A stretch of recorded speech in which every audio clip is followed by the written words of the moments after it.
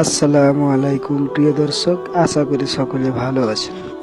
আবু হুরাইরা রাদিয়াল্লাহু তাআলা আনহু থেকে বর্ণিত, আল্লাহর রাসূল সাল্লাল্লাহু আলাইহি সাল্লামকে জিজ্ঞেস করা হলো, কোন আমলটি উত্তম? তিনি বললেন, আল্লাহ ও তার রাসূলের উপর বিশ্বাস স্থাপন করা। জিজ্ঞেস করা হলো, অতঃপর কোনটি?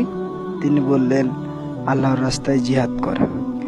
তারপর আবারও জিজ্ঞেস করা হলো, তিনি বললেন, মাকবুল হজ সম্পাদন করা। আজকের এই হাদিস থেকে আমরা জানতে পারলাম কোন কোন আমলগুলো উত্তম, এবং এই হাদিসের সম্পূর্ণ রেফারেন্স ডেসক্রিপশন বক্সে আছে।